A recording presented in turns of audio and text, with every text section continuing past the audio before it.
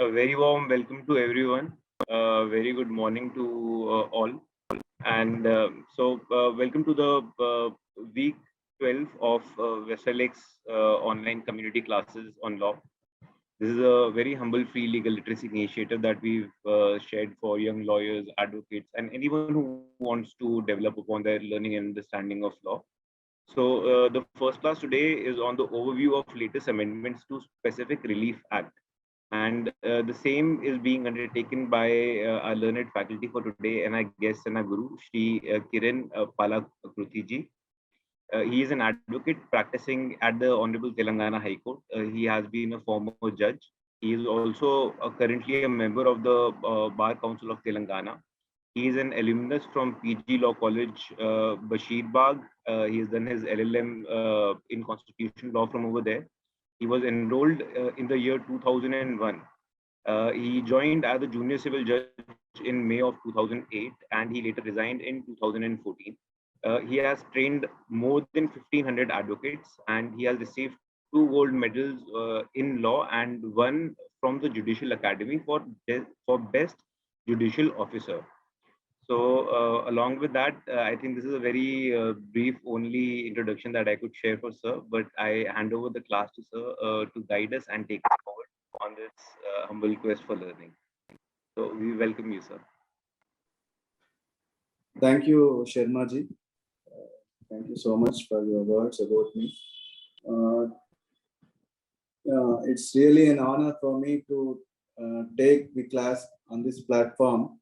But the time constraint, the time given to me is 30 minutes to take a big enactment called Specific Relief Act.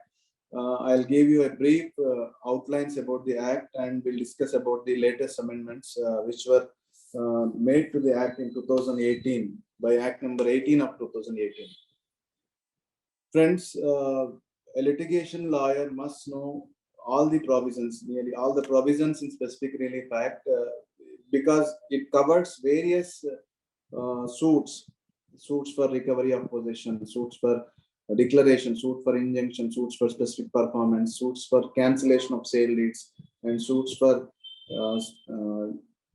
rectification and rescission of contracts. All those suits have been covered in this enactment. It was originally it was enacted in 1877. After 1963, based on 9th Law Commission report. Subsequently, it has been amended in 2018. Friends, Specific Relief Act aimed at providing a window of reliefs. In section 5 and 6, it speaks about suits for recovery of possession of immobile property and mobile property. So section 7 speaks about mobile property. Section 5 with regard to general recovery of possession of immobile property. Section 6 speaks about a person who is dispossessed of immobile property within 6 months before filing of the suit. The procedure to be followed is CPC for these suits, and the Act also speaks about a suit for declaration. Declaration under section 34, declaration as to status of any party, declaration as to title. The provision says if any person is legally entitled to any legal character, they can approach the court of law, and if any person denies that legal character, denies the title, whatever the legal character the person is entitled to, that can be redressed by seeking a relief, by seeking a declaration from the court. And the decree passed in the suit for declaration under section 34 is a decree in personam. It binds the parties to the suit and legal representatives of the said parties. And the Act also provide a provision, section 31, suits for cancellation. If any instrument, if left outstanding, if any person denies, if any document is created that is void or voidable document based on the defect in the said document, that document also can be cancelled by approaching the court, civil court, by filing a suit for cancellation under section 31, because unilateral cancellation is not permissible, if once a document is registered validly by the sub-registrar or the registering authority, they can't cancel it unilaterally unless both parties to the document appear before him. If any one of them denies fail to cooperate for the cancellation of the document, the agreed party can approach the court and get the document cancelled. And you all know about injunction suits for injunctions, suits for perpetual injunction, section 38. Governing principles are mentioned in section 38, and suits for mandatory injunction. And in perpetual injunction suit and mandatory injunction suit, you can file an application for temporary injunction, section 37. So these all these suits have been mentioned in specific relief act. And basically the act aimed at specific performance of contract. If any promise is made by any person, he need to keep the promise.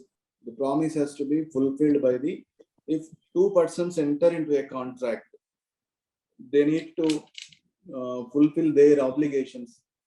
And what is obligation is again mentioned in the act in definition part, a duty enforceable by law. So contracts, if you see contracts, the contracts may be classified into two varieties. One is executed contracts and executory contracts.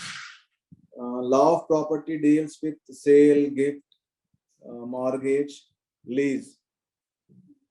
In these contracts, sale and gift are executed contract, which means the moment a sale deed is executed, section 54 defines 54 of Transfer of Property Act defines sale deed.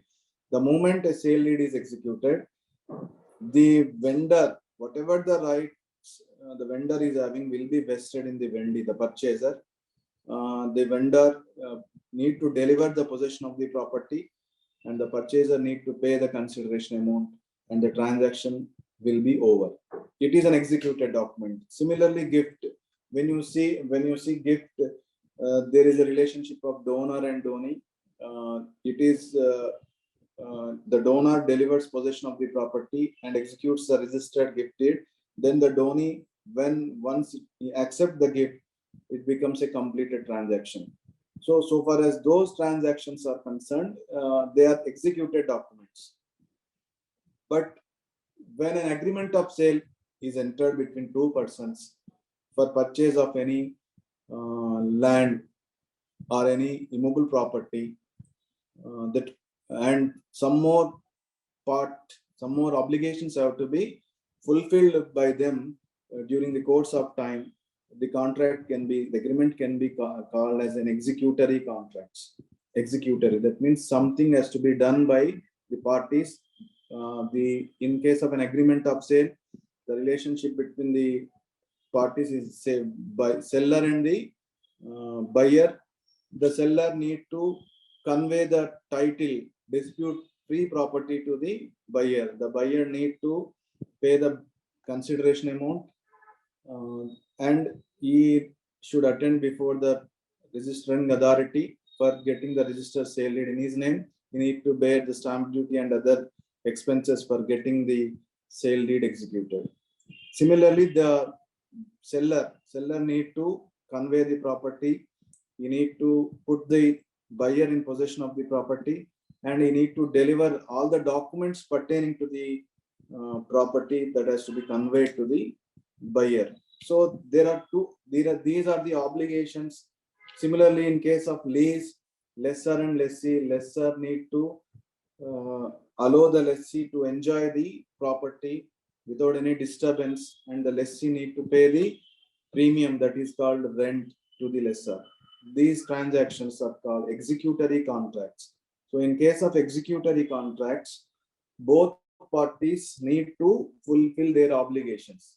If any one of them fail to fulfill their obligations, the other party is having right to initiate a legal process, that is by way of filing a suit for specific performance of the contract. That is, the act agreed to be done by any one of them need to be fulfilled.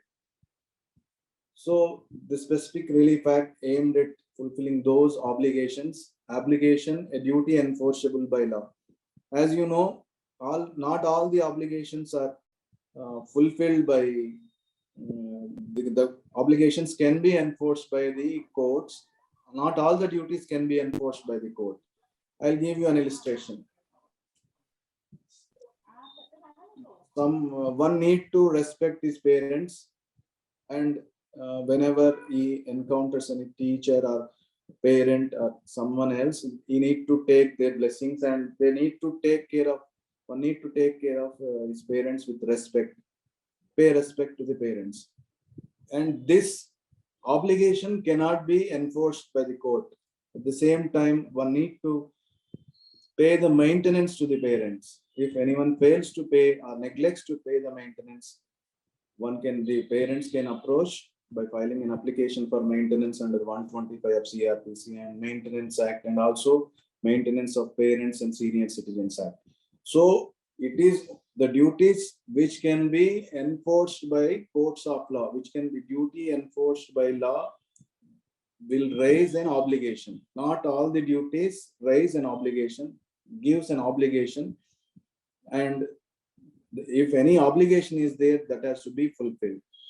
So section 10 of the act, earlier section 10, 20 were the guiding factors for granting the relief of specific performance.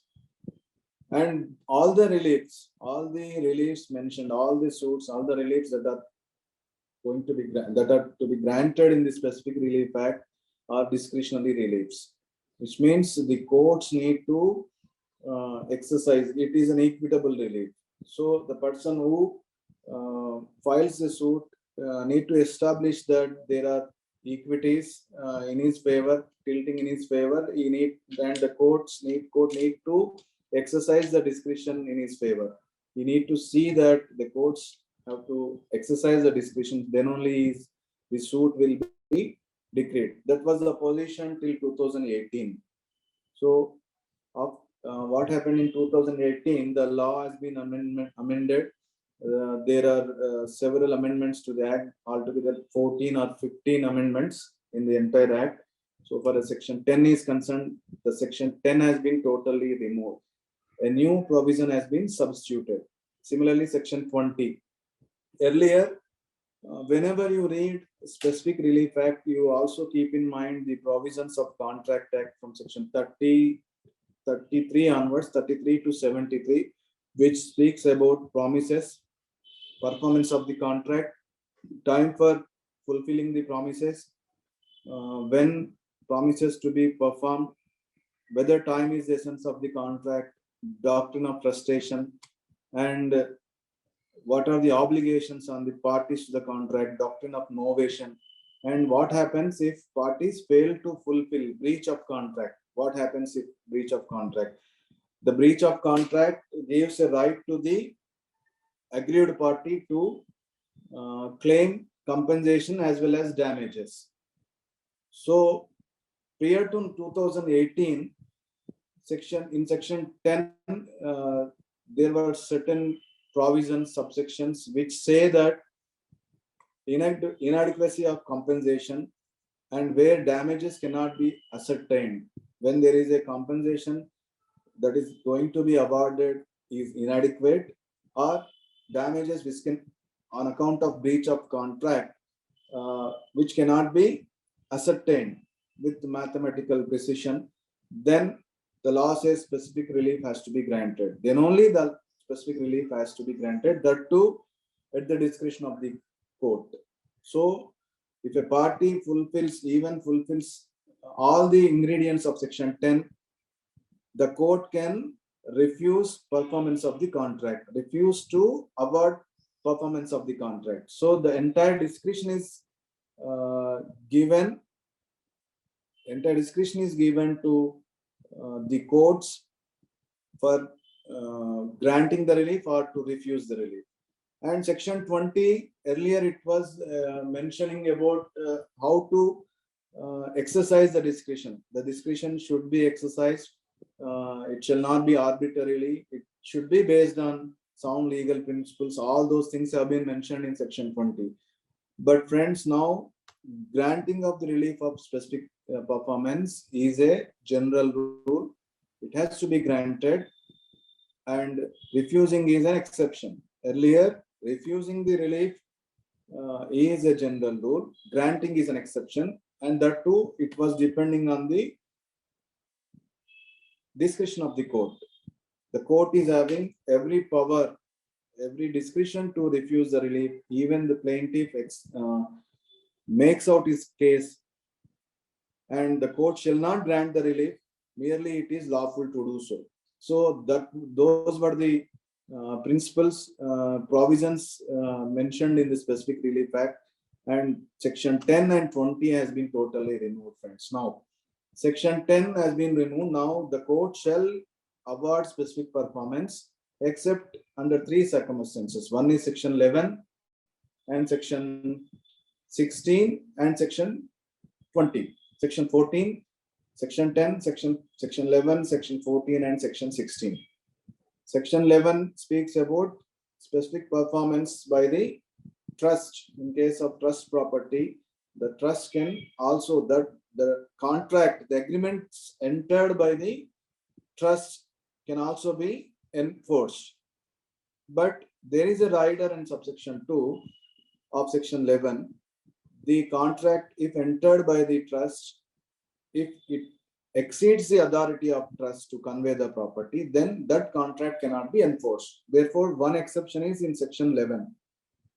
Section 11 is exception. And the other exception is personal bars to the relief, section 16. In section 16, prior to amendment, the party who asks the court to enforce the contract in his favor must plead in the plaint and also prove that he has been ready and willing to perform his part of the obligation. For instance, I will give you an illustration.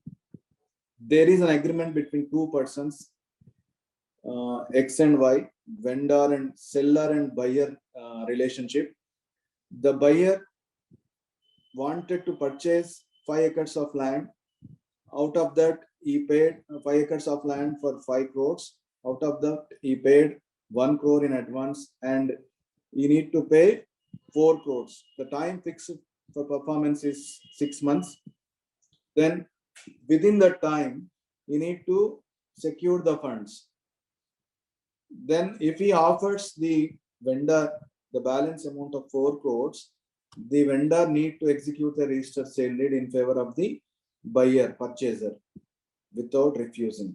He is entitled to take back his balance money, and he is obliged to execute the registered sale deed. And if he refuses to execute the registered sale deed, the purchaser can file a suit for specific performance. And section 16 says he need to mention in his plaint about his readiness and willingness all through the contract. You need to mention in the pleadings, as well as you need to prove before the court that if he has been ready to fulfill his part of the obligation. This was the position prior to 2018. Now, section 16, subsection 1 has also been amended. You need not mention about the readiness and willingness in the plaint. The requirement of mentioning his readiness in the plaint has been removed. However, you need to prove that he is ready with the funds, that is balance amount of 4 crores, and he tendered that money to the vendor. Still the vendor refusing to fulfill his part of the obligation, therefore he is filing suit. So you need to establish that fact that he has been ready to fulfill his part of the obligation. So section 16. Then friends, section 14, there are 4 conditions under which specific performance cannot be granted. Section 14 gives 4 things, 4 sub provisions, A to D. One is a person who obtains substituted performance under section 20. When a person obtained a substituted performance, we will discuss now, then he is also not entitled for enforcing the contract because he already got the substituted performance. What is substituted performance? We'll discuss within few minutes. Then if a contract involves continuous supervision of the court, if the court need to supervise, the idea of granting the decree is to give the relief to the plaintiff, the person who approaches the court, and you need to enforce it easily. When the nature of the decree is such that the party, even the decree is granted in his favor, is unable to execute the decree, then the court cannot supervise those personal things and monitor the enforcement of the relief granted and monitor the fulfillment of the obligation by the other party. Then in such circumstances also, court cannot grant the relief of specific performance. The other thing is personal qualifications are personal qualifications. If a contract requires personal, if someone enters into a contract for construction of a building in a particular manner, and the person alone is entitled to construct the building, it should come from his volition. He should voluntarily come forward for fulfilling his obligation. If he fails to fulfill his part of the obligation, the court cannot ask him to construct the building in particular manner because it involving his personal qualification. He alone can construct the building. Therefore, in those circumstances also, the courts cannot grant specific performance. And the other thing is the contract which is in the nature of determination, which means if a contract in the agreement, at the time of entering into the agreement itself, parties put a date, put a condition that upon happening of any contingency, the contract would be determined on payment of certain compensation or damages, then those type of contracts also cannot be enforced, because at the time of entering into the contract itself, the intention of the parties is the intention of the parties, both the parties, is to put an end to the contract on the happening of certain event, certain condition. Therefore, in those circumstances, in those type of contracts also, the court cannot enforce. The court need not enforce. So section 11, 14 and 16 are the conditions under which specific performance cannot be granted. This is what mentioned in section 10. Other circumstances, in all other cases, the courts shall grant the relief of specific performance. So friends, section 10 has been drastically changed. Earlier, it was the discretion of the court. Granting of the relief of specific performance is an exceptional rule. It is only compensation, damages that can be awarded. Now, that has been totally removed. Section 10 mandates that the court shall grant the relief of specific performance, directing the party who committed the breach of contract to do what he agreed, except the conditions mentioned in section 11, 14 and 16. Then section 12 with regard to specific performance of the contract, part of the contract also can be enforced. Section 14 just now we discussed, and section 14A, the amendment also inserted a new section, section 14A, engagement of experts. If the court feels that in respect of any issue involved, the court needs the assistance of some persons called experts. With regard to any issue, the court can appoint experts. The court can appoint the experts and seek their assistance for determining any issue before it, for deciding any issue before it.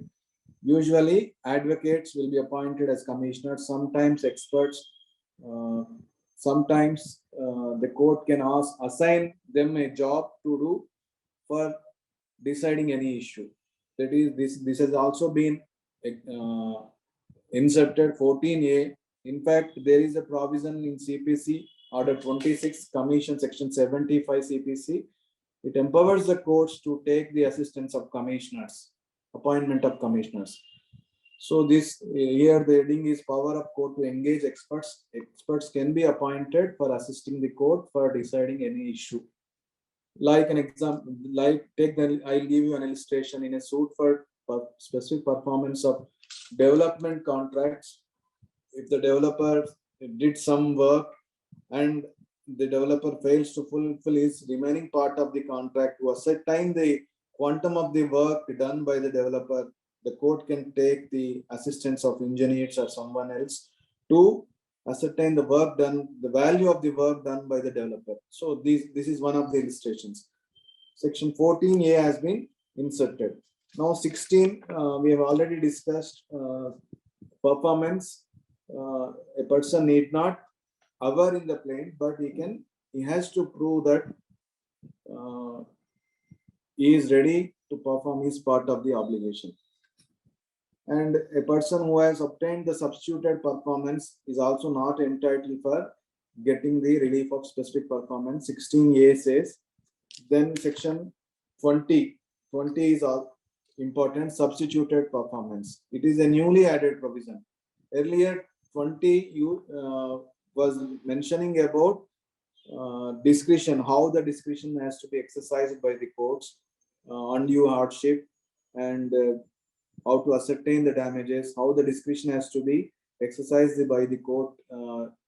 It shall not be exercised arbitrarily, and it should be capable of being corrected by the appellate court. That was the provision earlier, but now the court has given a power or a clue to the party who suffered injury because of the breach of contract by the other party. He can get the agreed work done through a third party agency, or get the work done by himself and recover the damages and compensation from the person who failed to fulfill his part of the obligation. I'll give you an illustration. A person enters into a developer enters into an agreement for developing a land into 100 villas.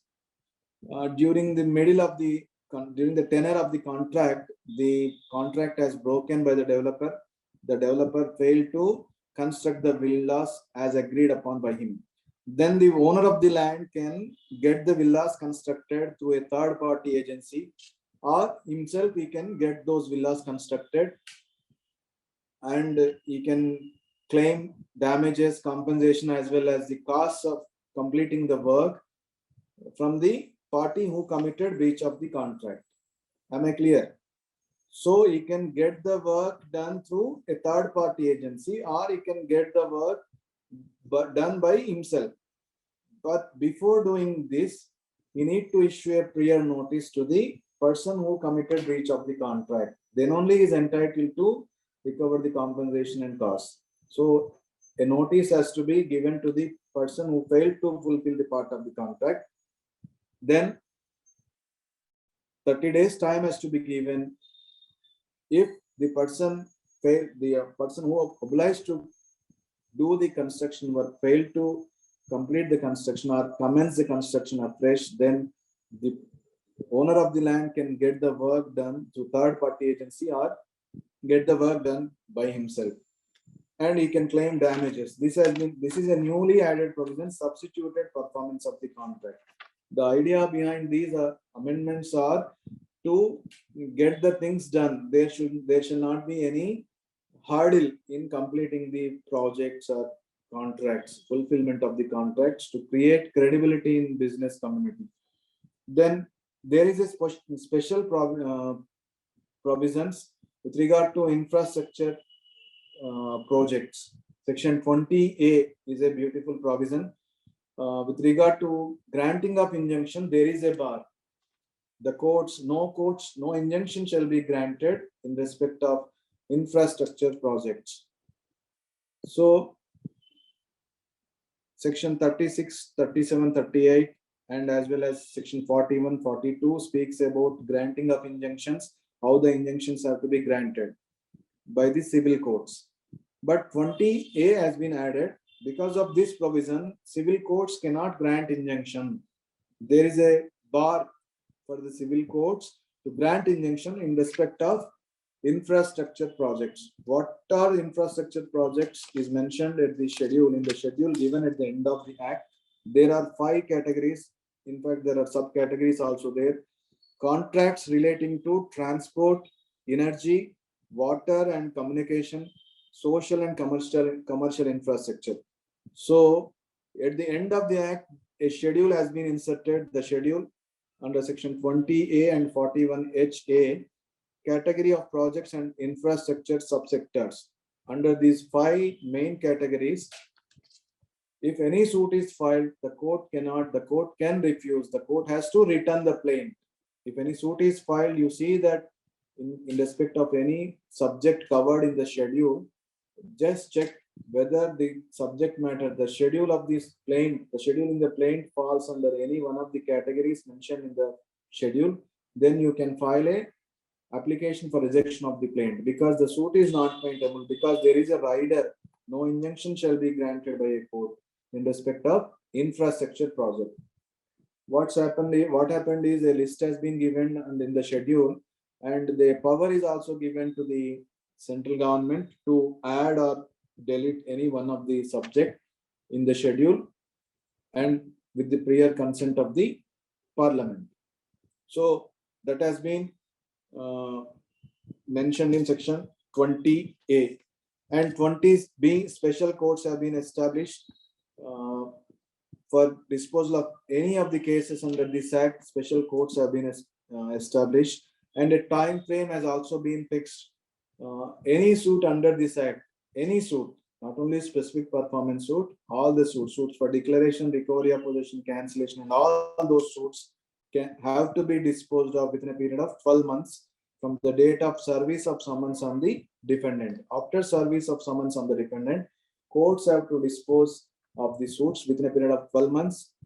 And of course, a provision is given, the grace period of 6 months. So 18 months, within 18 months from the date of service of summons, any suit under this act has to be disposed of by the courts.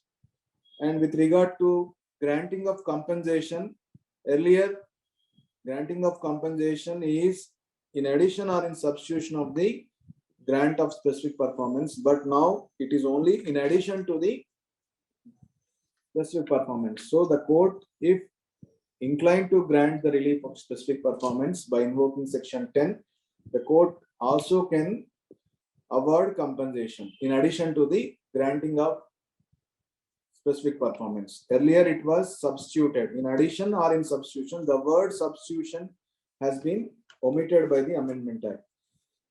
And with regard to other amendments, it is with regard section 41, injunctions we discussed. So these are the basic amendments brought by the Specific Relief Act, Amending Act 2018. The effective date of amendments is 1st October 2018. So altogether 14 amendments have been brought into the Specific Relief Act 1963.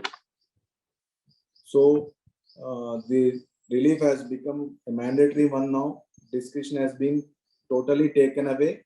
It's not an equitable relief anymore.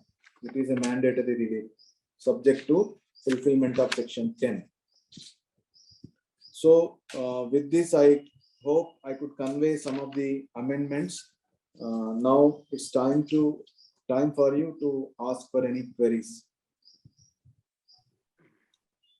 So thank you so much, sir. That was very briefly, you took the entire class through the various points and the various amendments. So there is, I'll just keep asking you the questions which are there. And so there is a question from Mr. Yagnadar. Malik sir, hi. May I ask the question? Definitely, ma'am, please. Sir, the question is that what is this force majeure will be possible in the case of pandemic or some lockdown? Can the respondent ask for the increase of contract time? There's one maximum force majeure. Force majeure, yes, act of God. Madam, actually, yes. What happens is, in case of performance time, with regard to time for performing the contract, if in case of immobile property, time, though fixed in the contract for performance, time is always not the essence of the contract. So, starting from Chendi Rani case, Supreme Court, and Lakshmi AK Pati case, Mhm. though time is fixed for the performance of the contract, if it is in case of a immovable property, time is not always the essence of the contract. So it can be extended, time for performance of the contract, but time for filing the suit cannot be extended. Article 54 of Limitation Act speaks about limitation to file a suit for specific performance. And please read section 46 of Contract Act also once, because it says performance shall be within a reasonable time. Both parties who are obliged to perform the contract, they need to perform the contract within a reasonable time. And again, the explanation says what is reasonable time depends on the facts and circumstances of the case. If the party says that due to pandemic, COVID or something else, act of God, he could not obey the contract, the court would certainly consider those aspects. Thank you. Thank you very much. All right. Thank you, ma'am. Thank you for asking that question. So there is another question from Mr. Yagnath Dutt. Sir, would you want to ask the question? Yes, yes. Keshav sir. Yes, sir, please. Directly. Keshav sir, you can ask him. All right, Yagnath sir, I'll ask the question on your behalf. So his question is, can a suit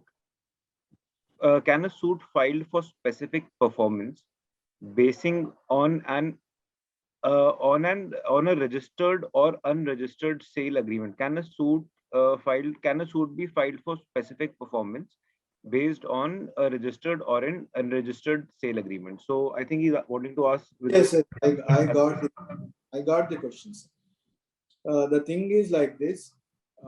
Section 17 of Registration Act speaks about the compulsorily documents which are compulsorily registrable, and section 49 proviso also says then agreement of sale need not be registered because it is a executory contract.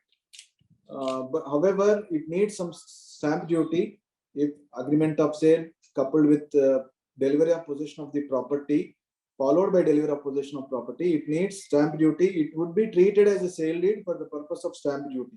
It won't convey title to the buyer, but based on an unregistered agreement of sale, a suit for specific performance can be filed. Even on the registered, sometimes parties go for registration of agreements of sales also. Therefore, suit can be filed based on both agreement of sale, which is a registered one, and which is not a registered one. And for this, I request the participants to read one judgment of Supreme Court Justice Ravindran in Suraj Lamp Industries case versus State of Haryana. He clearly mentioned what are the executory contract, what are the executed, and the GPA sales with regard to validity of the sales made by the agents, power of attorney holders. I hope I answered the query. Yes, sir. Clear. Thank you, sir. Thank you so much. So, sir, there is one question from Mr. Nagendra Upadhyay. So he asks that can owners of group housing send notice to builder and take construction work in their own hands? Yes. First of all, there should be a contract between the owner of the land and also the developer.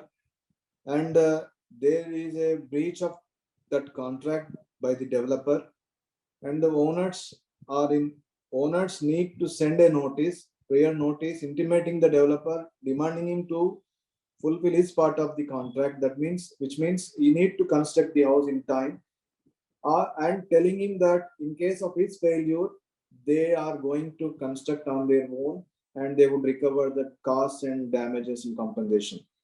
It is only after expiry of that 30 days period, which is mentioned in section 20, they can go for construction. Substituted performance. Definitely, sir. The concept of substituted performance was intriguing me a lot also. And sir, if just two words you want to share on further on substituted performance, that probably if that how exactly is the efficacy of the concept of substituted performance? It's as simple as performing the contract by the owner of the land himself, because delay in fulfilling the performing the contract would escalate the cost of construction and all those things. Therefore, those who want the building for their immediate purposes and they need to fulfill the they need to require the contract to be performed within a certain specific time frame. They can't wait, and they can get the contract done through third party agency. So they are replacing the promiser, and they are claiming, suing the promiser for the delay, cost, and all. So very enlightening indeed. So, sir, one question that I have, just a second, sir. I think there is another question added. So, another added question from Mr. Nagendra. He says, in the case of group housing, the land also belongs to the developers. What are the remedies in that case? In that case, the developer won't get any right because he failed to fulfill his part of the obligation. The developer gets the portion share in the developer property only if he fulfills the contract. Since he failed to fulfill the contract, he won't get any share. Definitely, sir. So I hope that answers Mr. Nagendra Upadhyay's question. So, sir, just one final views on my respect, and I also request everyone else who is joined to kindly, if you have any questions, please, right now is a very good time to ask, sir.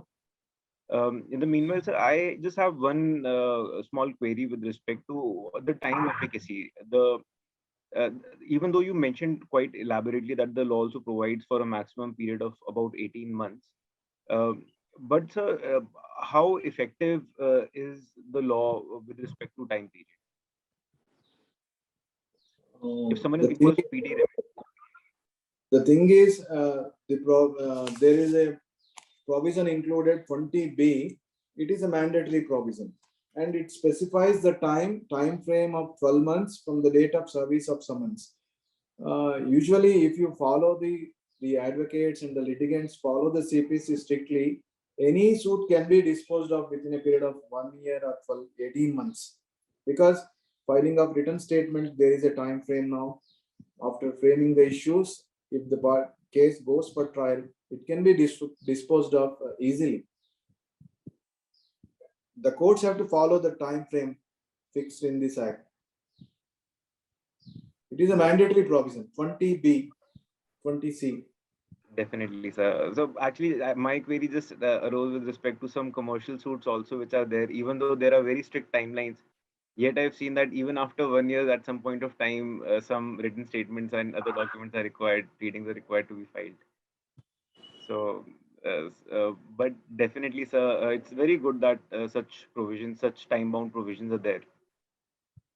So So far there as is, commercial courts are concerned, the time frame for filing written statement is 120 days, but after 120 days, under no circumstances, it can be extended.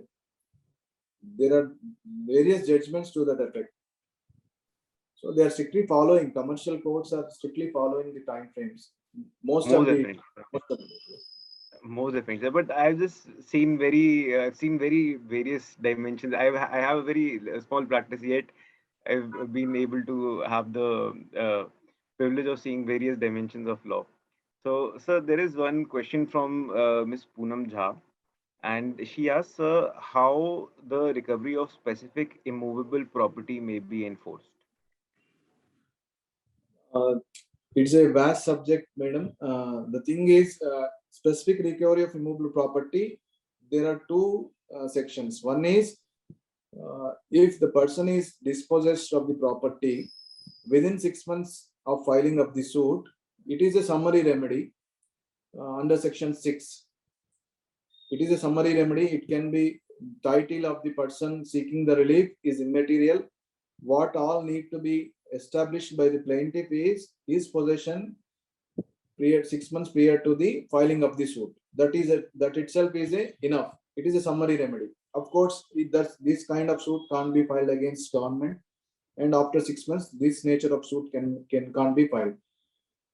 For recovery of after that, if 6 months period is over from the date of dispossession, one can file a general suit for recovery of possession under Section 5.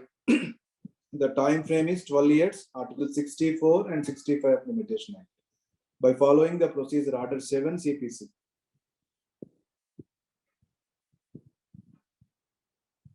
So I thank you most humbly for taking the time out and conducting this class today. We are extremely grateful to you. We are extremely grateful to the Bar Council of Telangana, to Mr. Narasimha sir, for having had suggested us to such great guidance at your hands, and to you for taking up this class and taking up this challenge of addressing us and uh, trying to explain various dimensions of this law to us. Uh, Dr. Sai sir, I think, is wanting to say something, but Yeah, not able to. no, nothing. He has spoken very well on the subject, very well. Absolutely enlightened and very good delivery. Very good. Thanks to you. Thanks to sir also. Thank you, everyone. So, so we're really very grateful to you for having had taken your time out today on a Sunday morning. And so it's a blessing to have had the opportunity and occasion of being able to have received this class through you. And so we're really very grateful to you.